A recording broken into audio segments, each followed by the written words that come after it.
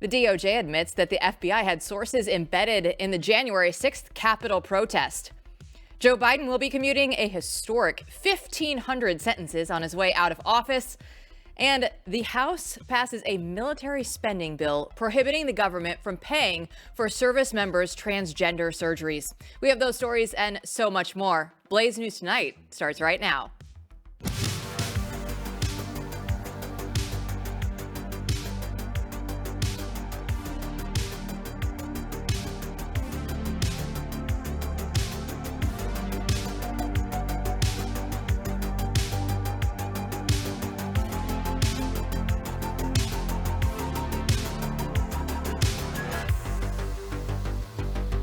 Welcome to the chaos. I'm Jill Savage. Today is Thursday, December 12th.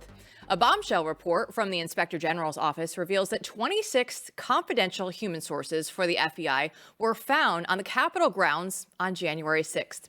Here to break this down for us is Blaze News Editor-in-Chief Matthew Peterson and Blaze Senior Politics Editor Chris Bedford. So, Chris, let's start with you because at least 13 of these sources stormed the Capitol, as they say, on that day. But why didn't any of this come out in the J6 committee hearings that we saw? Well, why would it? So much of the J6 committee hearings have previously just been Democrat witch hunts. I guess this has been something that Republicans have been trying to turn around, and they've been doing some good work on that in the last couple months. But in general, you've been dealing with an administration that doesn't really pay much attention to Congress, at least when it doesn't want to. For decades now, essentially, Congress has absconded on any kind of real, actual oversight.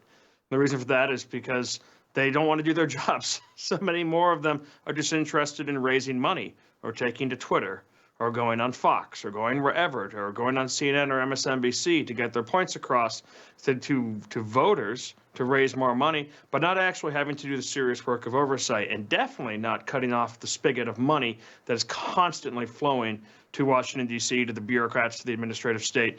And you really saw that breakdown, despite all the bluster the Republicans bring in the hearings on FISA and the reauthorization that we saw, the tools, et cetera, that have been used by the deep state over the last couple of years against Republicans and other political opposition. They don't have the guts to turn that off. They don't actually have the stuff to find a lot of this. So I think we're also just seeing some house cleaning because that will start to change. With the incoming Trump administration is very serious about unearthing exactly what happened, what's been going on here. And I think they're going to try and get out, the Democrats and their allies are going to try and get out as much as they can in the meantime. I certainly hope so, because this is such an important issue because they made it one. I mean, this would not have been known with the framing that it had unless the media came together and really went over the top to call this a literal insurrection, even though no one, of course, was charged with insurrection because that's absurd. It's not what happened. It was a messy day for sure. What's interesting about this, though, is that we will have more at theblaze.com soon from Steve Baker and Joe Hanneman, who know a lot about this subject, and will add some new facts and even refute some of the things that are in that report. But what is in the report is that you have 26 sources, only 3 of which are assigned to the Capitol, who are informants, among the crowd. Now, at this point, this is familiar to us.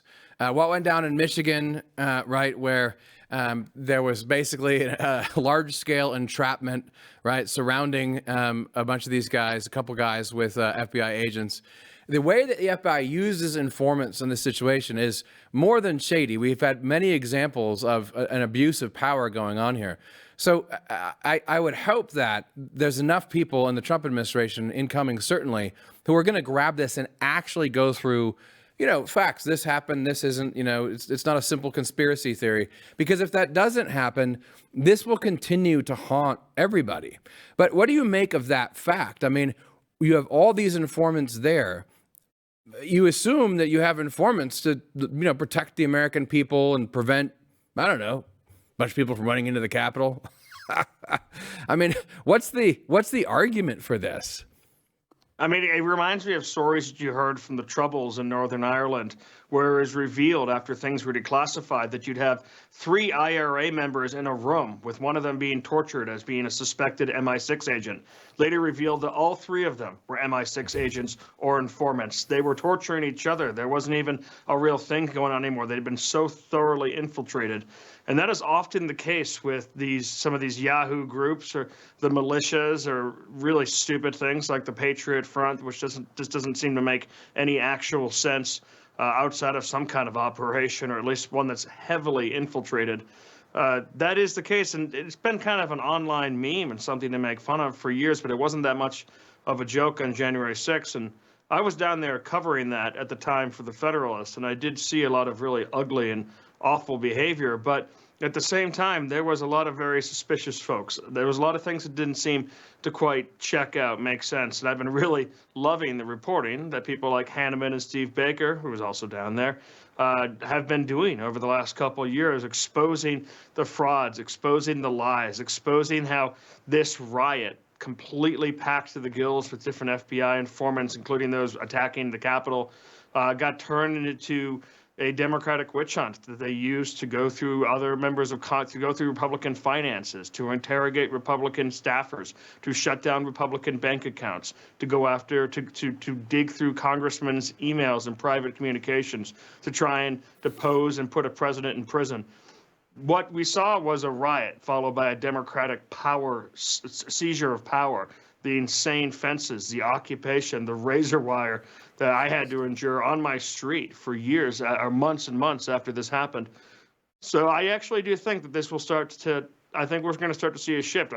A lot of the stuff that we do know about not just this, but other aspects of the deep state are from people like Kash Patel, now up to be the nominee to head the FBI because of the hard work that they did.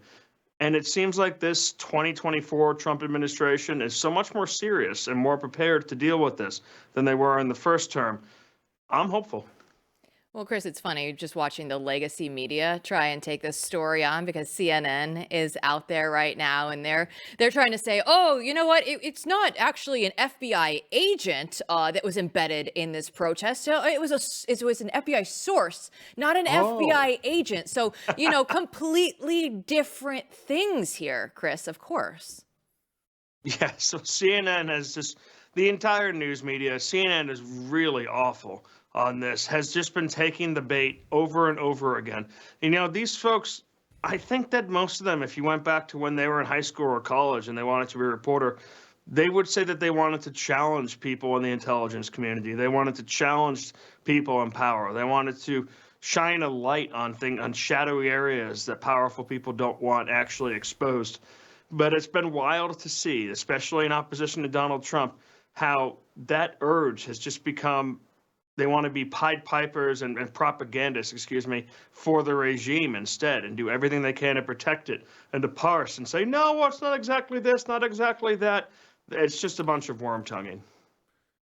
Yeah, let's just be clear today. And there were no FBI agents on Capitol grounds. There were no FBI agents there, is the claim. So we can hold them to that. Of course, that has nothing to do with the charge from the conspiracy theorists, which would be that whether they're informants or not, there was government activity and many government agents there. I think that in the future we will learn this. There's enough people who are interested and who can not only get information in the government, but just do the work. I mean, we should just say, frankly, right now, if someone wrote me the check, I would go to facial recognition and the phone data guys, 2 different groups.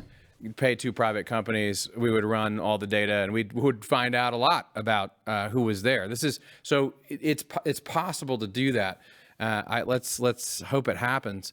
Do you think that there will be actual repercussions, not just on this issue, but opening of the boxes and the JFK files, transparency in general? I mean, we both know it's a little bit more complicated than people say. It really does feel like this is going to happen, and I'm trying to check the black pills in myself. I mean, we know a lot of the people going in. Do you think they're actually going to be able to, really get to the bottom and stay focused, right? Because other things are going to happen.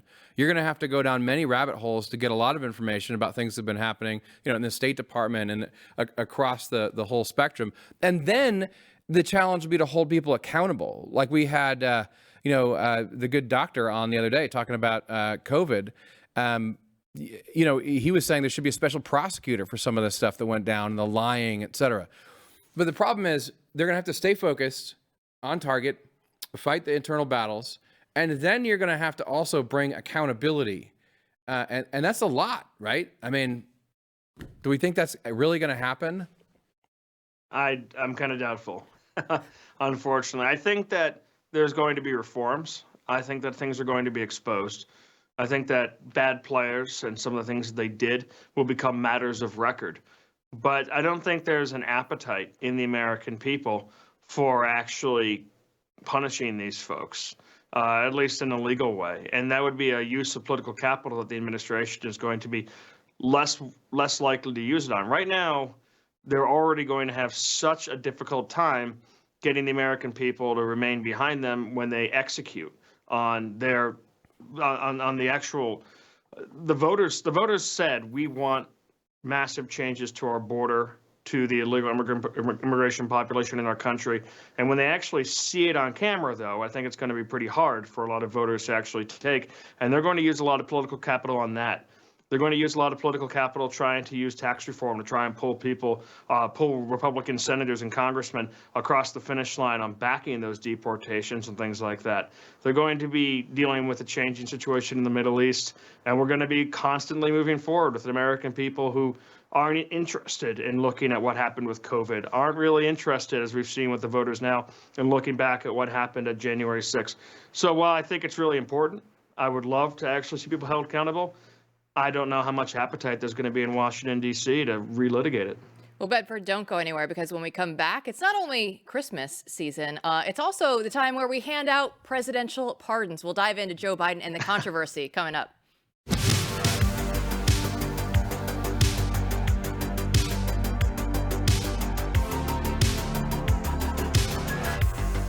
A nuclear blast devastates Los Angeles, throwing the nation into chaos. It's Angel Studios' upcoming film, Homestead. It's going to be in theaters December 20th.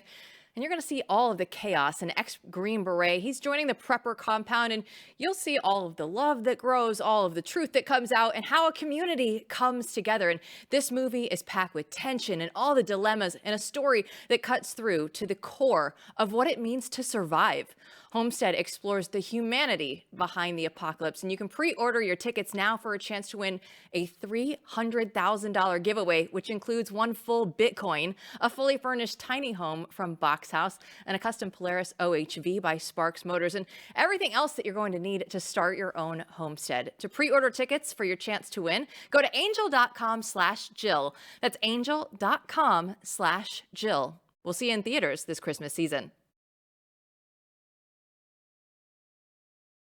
With his term ending soon, President Biden announced plans for the largest clemency act in modern history. He'll commute sentences for 1,500 Americans on house arrest since the pandemic and pardon 39 people convicted of nonviolent crimes. At today's briefing, Press Secretary Karine Jean-Pierre didn't rule out high-profile pardons. Some of the names that have been floated around preemptive pardons, though, since it would just be such an unusual, extraordinary step. We talked about in the news, we've seen Liz Cheney, Dr. Fauci. You're talking about the preemptive pardoning. Right. I understand you don't want to get ahead of the president's thinking, but are any of those names wrong still? Can you tell, I mean, do you want to tell us anything about? It would be a bad move on my behalf if I preempted the president or previewed anything that the president was thinking about, considering, and so this is something that he's going to talk with his team about, and I just don't have anything beyond that for you. Well, at least she's being honest this time around. That's a rare moment for KJP. So, Bedford, I mean, we get Hunter Biden at first, and now we get, all of this. What's your reaction here? I think he's going to be taking care of friends. He's going to be working on his legacy. He's also, at the same time, usually when you see a number this high, he's going to be trying to probably throw out some distraction and throw out some glitz there, where you're going to have so many names to try and pour through. You're trying to figure out, okay, which ones are connected to Biden, which ones are friends of Democrats, which ones are hardened criminals, which ones will try to get them out of trouble for future issues that they might be facing. You saw Benny Thompson, the head of the Democrat investigative committee, already say that he was willing to accept a preemptive pardon from Joe Biden. So my guess with this number, and it's just a guess because we still haven't seen all the names, we still don't know the details on everyone here yet, is that he's trying to muddy the waters in his last couple of days in office and try to make it so it's a little more difficult to track down exactly what he's up to. So this has really got the the novelist, the wannabe novelist in me thinking. I mean, there's some amazing things a president could actually do, right? At the end of the day, because this is really, it's kind of a mind expansion moment, right? How many people can you pardon, right? Where is the limit to this at all? What if a president decided to preemptively pardon every member of the American populace, for all crimes? And I mean, there's a very interesting thing going on now where, you can see us like testing the limits of different parts of the Constitution, which we've been doing and going past for a long time. But here, you can easily see a cycle developing, right? Which is different than in the past when there might be a scandal here and there, where you would have alternating presidents in the future, right, coming in and out with a weaponized system, pardoning their own people. And there's precedent for that in history. I don't know. I mean, this is, speculative, but you can see developing, right? If he's going to protect all of his people, let's assume that Joe Biden possibly and his family have made money off of being in office, say, right? And they pardon everyone associated with that, right, moving forward. And, you keep doing that. You can see a pattern developing, I think. Yes, I mean, I think there's going to be that kind of a swing back and forth from party to party with this sort of thing. The Democrats have completely pulled the mask off of weaponizing the Department of Justice. I haven't been able to fully go through yet and understand everyone he's going to be giving clemency and pardons to, but we'll get a clearer picture as that dust starts to settle. And Republicans have been the last people to really start to play this game in modern history, at least. They have been ones who've been slow to try and use power, even while power is being used against them. But some of the folks who have been at least entering the beginning of this Trump administration seem to really know what time it is, as we say amongst ourselves. They seem to understand that power is going to have to be wielded in this government in order to protect both themselves and to go after their enemies and to right some of the wrongs that have gone on. And then, it swings back and forth and becomes maybe part of our annual every 4 years thing. I remember just to that point of how much things have changed over the last couple of years. A neighbor who immigrated from India talked about how they used to have the day off for election day, and there'd be heavy police presence and political symbols were banned, at least where he was from, in whatever region he was from, because he said the violence was so pervasive on election day, the violence around politics. And it seemed like such a foreign and such a distant thing to me. This was maybe 10 years ago. And now with the weaponization, the politicization, the political mobs that we've seen, the political fights we've seen, it's sad, but it seems much closer now than it did a decade ago. Well, let's bring the Clintons in because why not? Bill Clinton, he went out there on The View and he said, oh, you shouldn't pardon Hillary. I'm sorry. Why are we bringing this up right now? This seems a little odd to me, Chris. Oh, well, Clinton was one of the people who was floated potentially for a Biden preemptive pardon because the Democrats. But why? Oh, because, the Clinton Foundation has certainly been involved in some pretty nasty stuff. Her but involvement. Aren't they admitting that then? They would have to be. Right. They would have to be if they that to me accepted is the pardon. story right there. Like, oh, let's steer clear of this. I love the Clintons actually had such a good PR arm around what they always used to do and all the different scandals and crimes they've been involved in over the years. It would start off with, it's not happening. And then it would get to, fine, it is happening, but it doesn't matter. And then it goes to, well, it did happen, but it's not happening. It doesn't matter, and it's already over. And let's just please move on.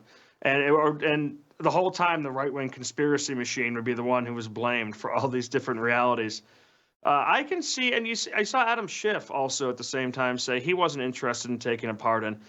But maybe that's just a bunch of lip service. Maybe that's trying to maintain a low level of dignity. I wonder what that would actually happen if those pardons were given. Would they be accepted? I suspect yes. You know, I like it. I'm liking this business Bedford today. You know, gone is Christmas Bedford when he came back, and now we're right to business. Looking at that background and everything, wow, it's very I am nice. wearing tartan pants though. Excellent. We love that. Well, one more before we go. Let's give us your short list. What do you think? Who do you think Trump should pardon? Quick. Who do I? Well, I think Trump should take care of everyone who they've been going after, essentially. But the number one people, the first hour, and he said he would do this, is the insane, the people who've been rotting in prison over J6, the people that they've used Enron laws against, the reporters that they've gone after, the families that they've smashed, and also he should go after in any place where he can use, where the federal law has been used, those elderly people and Christians who are praying outside of abortion clinics, who the FACE Act has been used so unjustly against, Christians whose homes have been raided. Those people should immediately be pardoned. And the people who went after them, who ordered those raids on their homes, who have stacked this ridiculous evidence against them, they should be pursued. Well, Business Bedford, we really appreciate you jumping on and making time for us. We'll talk to you again tomorrow. See you then.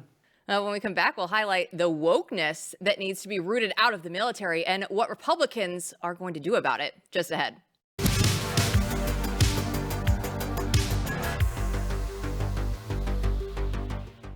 Well, if you're a fan of what we do here at Blaze TV and you want to show it off, well, we have you covered. Go check out all of the awesome stuff at Blaze Media merch, and it's all going to be at shopblazemedia.com. We have the Blaze Heritage stuff, the Blaze Media collection, and even Trump Vance 2024 gear. It's all in t-shirts and jackets and mugs and so much more. So if you have some Christmas shopping to do, go to shopblazemedia.com.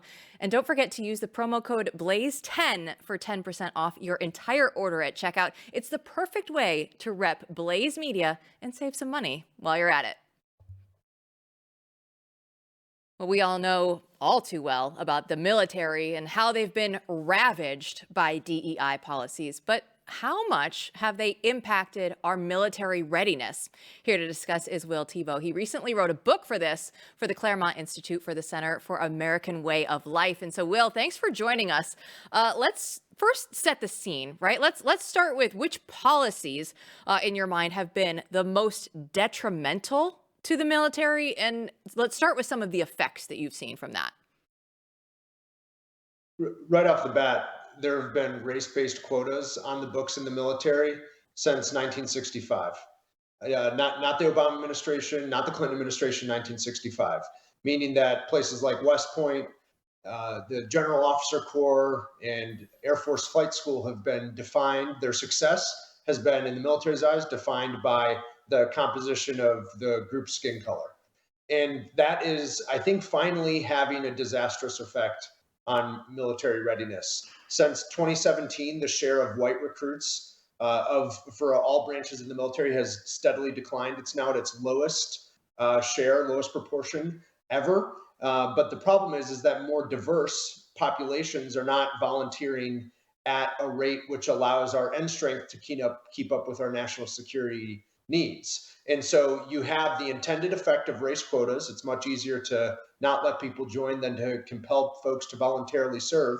So you're seeing the intended effect of this policy happen. The issue is that the other half of the coin isn't coming to fruition. And so our military isn't ready for even one of the three massive conflicts that could unfold any week now. Well, I was talking to our mutual friend, Arthur Millick, earlier today. We were remarking that a lot of the work that you and others at the center have been doing for the last few years, I mean, now it's a blueprint, right? Now something might actually be done. But before we get to that, you used the Afghanistan. I want to talk more about the military's failure first. You used the Afghanistan withdrawal as an example, right, of our recent failures. Can you break that one down for us, kind of set this picture? Yeah, absolutely, Matt. The Afghanistan withdrawal, as tragic and chaotic as it was as an individual event. It was more so a manifestation of 20 years of failure. If you had asked an Army Ranger fire team leader any point throughout the Afghanistan war if the institutions of Afghanistan could survive without us, he would have said no way. But if you would have asked a 4-star general in a hearing in front of the U.S. Senate, he would have asked for $10 billion more and 10,000 more troops in just another 18 months, and success was on the horizon. But what that withdrawal showed, what these scenes show, they were part of a 20-year effort collapsing over the course of a long weekend. It meant that something was really disastrously wrong with our military, and we didn't even know it until it was far too late. And I think that's the clarion call we're trying to make about the military writ large, that something is wrong. Clearly, things have not been going as they should be, and we shouldn't wait for the next, Afghanistan withdrawal scenario to change or to figure out what's happening, because the evidence is right in front of us. So, Will, you're talking about deeply rooted problems, right? This is, you're saying, 20 years in the making, and diversity has gone back to 1965. So what is the first step then on the way out of this? As Donald Trump comes in office on January 20th, what needs to be done first and foremost? I think it's to end the race quotas that I talked about. In the years-long affirmative action case between Harvard and Students for Fair Admission, you didn't find race quotas that you find at West Point, the Naval Academy, and the Air Force Academy. So let's end those. We should return standards to the means by which we decide who is best, and not simply the minimum viable standard after which we can evaluate innate characteristics about your life. Standards should be, again, to determine an order of merit list for who the best are. And then let's hold senior military officers accountable. It's obvious that we need to get rid of every official that supported the Biden administration, every Biden political appointee. But let's not forget that a group who needs serious accountability is our uniformed military class, especially our senior leaders, the generals and admirals who typically sail through uncontested promotions in front of the U.S. Senate, and who don't face accountability for 20 years of failure in 2 different countries. That accountability should start now, and I think that message will reverberate throughout the armed forces and throughout our nation. So those are 3 places we can start. Man, I couldn't agree with that more. I think one of the things that really irks a lot of Americans who are paying attention is the fact that there's no consequences, nothing but reward for these people, and that they're rewarded for failure, for serious failures, in which so many people that everyone knows someone who was affected by these failed wars the last 2 decades. Hey, so that's Trump. This is the first priority. Let's zoom in a little bit on Pete Hegseth and your thoughts on him and what he needs to do. Pete Hegseth clearly gets it. I mean, he's even willing to touch third rails, like the notion that men and women should be treated the same when it comes to our elite infantry and special operations units. And Pete Hegseth, importantly, perhaps even most importantly, his career and personal incentive structures are outside the structure of the military-industrial complex and the elite military decision-making class. You had the prior commander of all forces in the Pacific who just retired a month ago, and now he's already on the board of Lockheed Martin, reaping the literal profits of the budgets for which he advocated as a commander of all forces in the Pacific this past summer. There is something sclerotic and toxic and even corrupt about this current system. Pete Hegseth is coming into it, perhaps an imperfect vessel, but he's coming into the Pentagon outside of that incentive structure, and that's so important.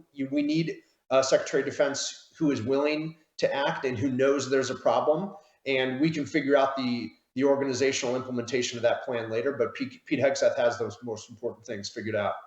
Well, that's good to hear that you're on board with that you like it, but in looking at all of these structural problems, right? How much can we actually get done in just these 4 years?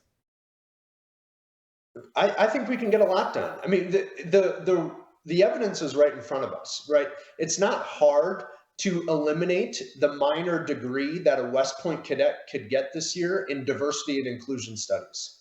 Let's just stop that. Let's knock that off. Let's stop allowing the superintendent of West Point to evaluate success of his admissions department if they admit 15% Black students into each admissions class. Let's return to the original idea of the Army Combat Fitness Test. That would be one based on standards, in where if we do live in this egalitarian world of gender equality, let's evaluate men and women on the same playing field. Right now, a woman gets an A+ if she gets 42 push-ups in 2 minutes, and a man has to get 84 push-ups in 2 minutes to get that same promotion standard.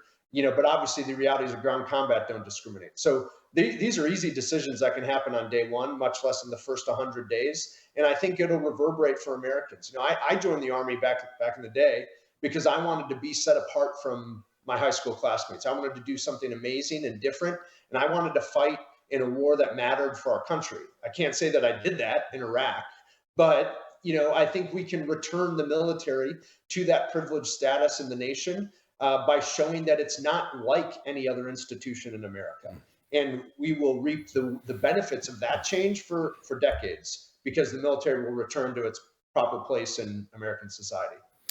Yes, so true. I mean, it used to stand for excellence. It's an institution that stands for excellence because the goals are clear.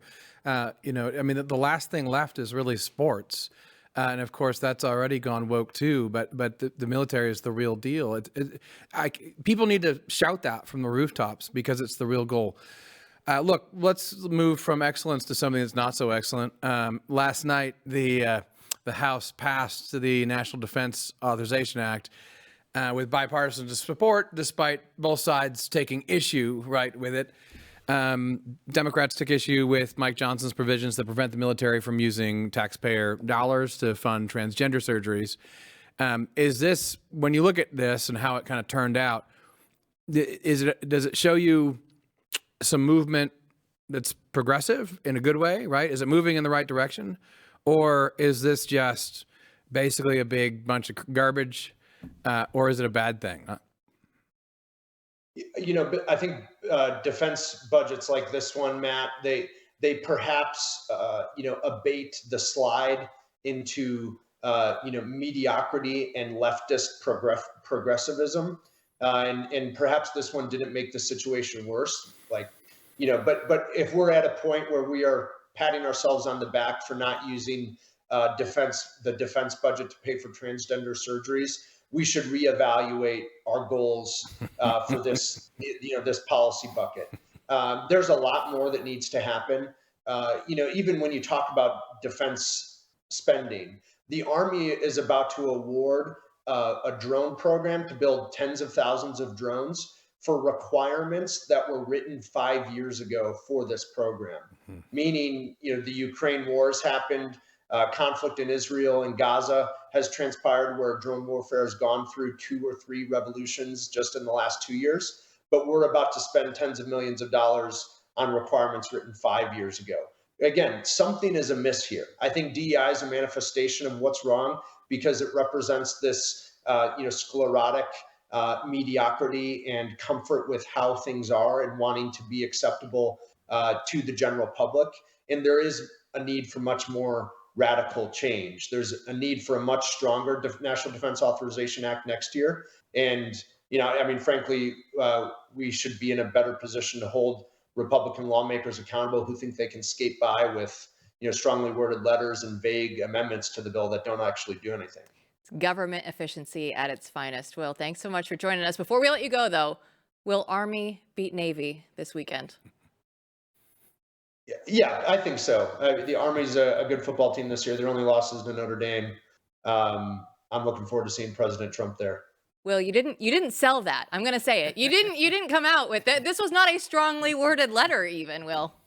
Although I'm married to a West Point grad, I'm just an ROTC cadet. Okay.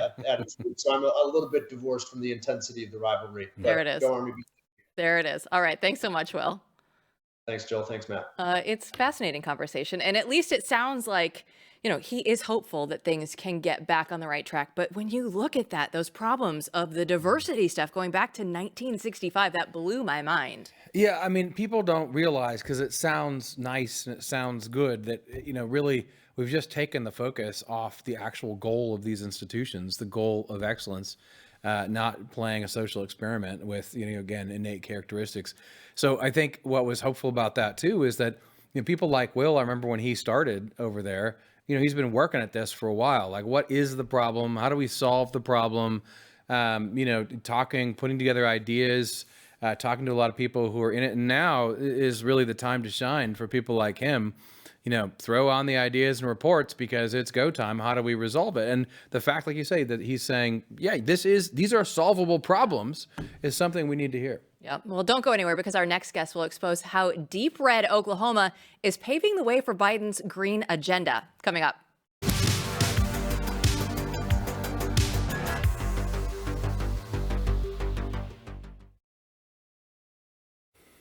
Oklahoma is a deep red state, and it hasn't had a single county vote for a Democratic presidential candidate in 24 years. But despite all of this, the state's GOP is allowing farm and ranch land to be used for foreign land acquisitions tied to solar and wind energy projects. So why is this conservative state seemingly ushering in the Green New Deal? Anytime we want to rant about red states not being red enough, we go to our guy, Daniel Horowitz. He's the host of Conservative Review and recently wrote about this for Blaze News. So Daniel, what's driving Oklahoma's GOP to allow these land acquisitions, right? This seems to be a very easy, cut and dry thing.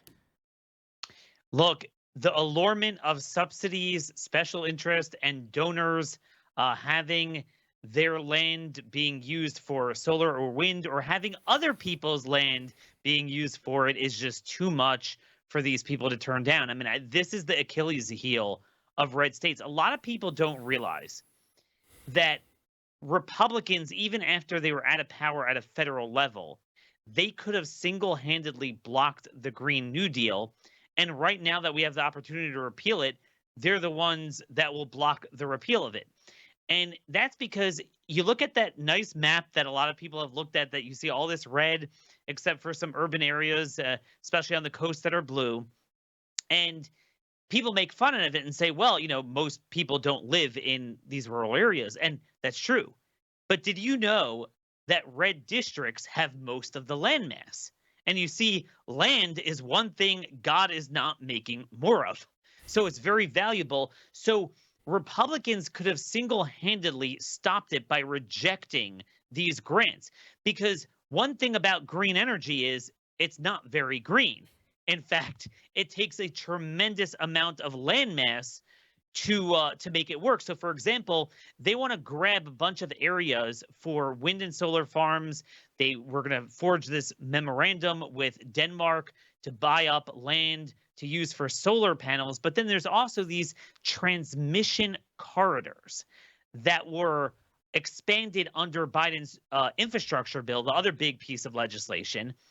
And they create 4 to 18 mile wide swaths of land to be used for transmission lines of solar and wind to get it elsewhere. So here, God gave Oklahoma more oil and gas than they need.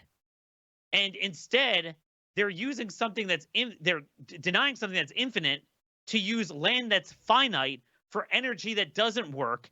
It's very expensive. And remember, you can't just plop solar and wind anywhere. It's got to be where it will attempt to work. So by definition, you have to have a tremendous amount of land just for the transmission lines from the source to the demand area. It is something that is so ludicrous, but I'm telling you, Jill, this is a problem with almost every Republican governor. They hate the Green New Deal, except they love it in their state. There's nothing more important than, by the way, if you're watching this, than this sort of discussion.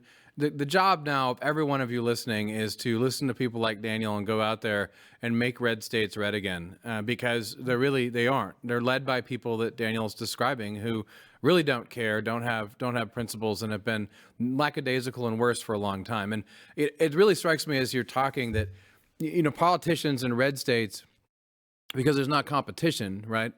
They're cheap dates. They're like professors. They're they're easy to buy off. It doesn't cost much really, and they'll go along with absolutely insane stuff. But voters are a little different, and voters are upset at this point. So where are Oklahoma voters on this? Because it's such a great example, right? Because everyone in Oklahoma is the reddest state in the country. But I mean, how is this a matter of them not knowing? If so, how do we get information to them? Where do they get their information from? But do they know about this? So most of the projects until now have been things like EV plants. So that's just like building a plant. It doesn't take a tremendous amount of land area. And that's what the governors of South Carolina and Georgia have been doing. They love themselves some EVs.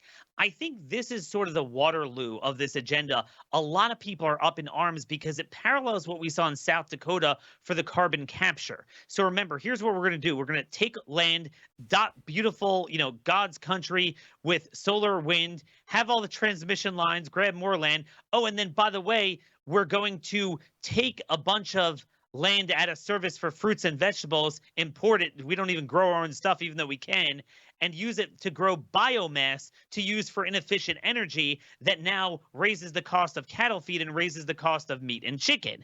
So that's part of this agenda too, with the biomass.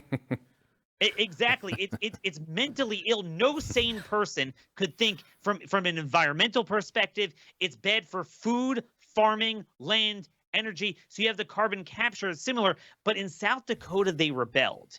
And I think we're seeing that here because people understand that it's harming farmers. You're going to have to use eminent domain. And even if you're using state lands, you're taking vital resources out of service to use for something that in itself needs the whole landmass to prop it up. Yeah, keep rebelling. That's the moral of this story. But Daniel, I mean, we already talk about how much land it actually takes to do some of this green renewable energy, but at least you can store it for days on end and have it when you need it. Oh, no, wait. No, you can't. No, you cannot. And so when we look at this, we look at the presidential map of Donald Trump winning, right? And the whole country seems to be red except for these blue little dots where you have all the big cities. So how important are the red states for all of the energy infrastructure in this country? You look at a county like LA County, 10 million people, and you could take counties in the northwest panhandle of Oklahoma that have 10,000 people. Not 10 million people, 10,000 people. And that's where they want to create some of these corridors, and just recognize that you as a voter, that these places that voted for Trump by like 80, 90% margins, you control that county just as much as the left controls LA County with 10 million people in it. And the reality is, they'll be like, well, it's not equal. We have more people. No, if anything, it's not equal. We have more land. Because their agenda requires land. That's the dirty little secret about the Green New Deal. And here's the irony. You have Europe, which is, doesn't have a lot of land. They're trying to come in and buy up our land for their agenda. And they weren't given God's resources that we have of coal and oil and gas. We could crush this overnight. But this is also important at a federal level. The first fight, as we talked about, is to include full repeal of the Green New Deal and really the infrastructure bill as well in budget reconciliation. You're going to have a lot of these governors put pressure on Mike Johnson and John Thune and Trump not to repeal the subsidies, maybe the regulations, but we love our wind, solar, and carbon capture. This is really where people need to get on the case of their governors. And look, I will say, there was pressure, and ironically, Governor Kevin Stitt voted against half of this Danish deal the very next day in this Commissioner of Lands vote that he's a part of because he heard the blowback. So you are very influential if you just understand these issues are going on and make your voice be heard. What does our friend Allie Beth Stuckey say? Raise a respectable ruckus. This is what we need to do, Daniel. I love it. Thanks so much for joining us. Take care. Thank you. Matthew, every time Daniel's on, I feel so energized because we're always yelling at the Republicans for not being Republican enough. Yes, and it just needs to be said, needs to be done. And A lot of times they'll give you this runaround like, oh no, we're the establishment, we know what's best, in the state of Oklahoma or whatever, we're the professionals. And the truth is there are no professionals, there are no adults in the room. And the people who actually know what they're talking about are people like Daniel and the voters in this case, who know when they look at this closely that this is all a bunch of hogwash and we got to get rid of it. Squash the establishment. Maybe conservatives will take over. We can only hope. But until then, we'll keep ranting. Don't go anywhere. We'll be back to wrap up the show right after this.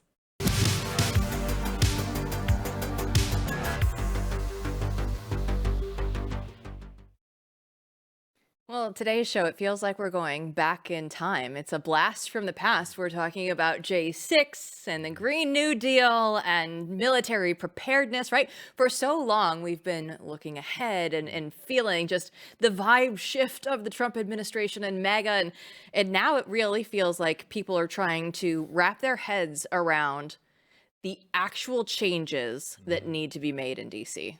Yeah, I mean, the blast from the past today is a problem you want to have. You want to deal with these issues if the reason we are talking about them is to actually solve the problem and get rid of all this garbage. And so, right, Horowitz, this is within our power to change, both at a federal and state level. Great. Same with Will. I mean, we can change this. Yeah, and with J6, we're going to have extra coverage at theblaze.com from Steve Baker and Joe Hanneman. They're going to be writing about everything that happened or may not have happened, right? They might be refuting some of the things out there, but it's going to be interesting just to watch all of this unfold because the legacy media is going to start losing their mind. We touched on it with CNN earlier today saying, oh, the FBI informants. Well, they weren't actually agents in there. Oh, no, right? The chaos of the legacy media and them losing their minds is about to really unfold. Oh, the combination of people like Steve and Joe, all right, who work for us, who are on one side of this, who've been pushing forward, doing more and more investigative work. They will absolutely be responding to this report today. They just have so much to say, including photos, I believe, about what happened that day. It will come out, probably tomorrow on Blaze News. And they're going to be, they're pushing from that direction. Of course, we already know about perjury, right? All kinds of things that happen in these trials. And then the other side of it, right? Once these people get in from the Trump administration, they're the other side of the pincher movement. And, we'll meet in the middle and we'll have the documentaries and the stories that will hold people accountable. Media is a big part of this because even if there's no special prosecutor and they don't actually, technically punish anyone, if they just give us the information, we'll do the punishing because we'll set the record straight for the American people and put it out there.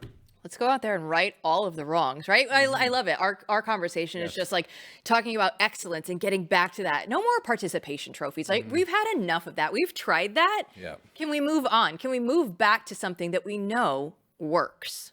Yeah, and people of a sound mind and spirit want that. They don't want to be treated. They don't want people trying to treat them the same, right, or different based on innate characteristics. They want to excel. They want to do the best that they can do. That's what human beings want. So potentially, if you move back in that direction, you'd have an explosion of talent, creating and building amazing things. I hope that we get back there. We need to get back there. And you know what? We're going to get back there on Friday's show for Blaze News Tonight. We'll check you back here tomorrow night. Thanks for watching, everyone.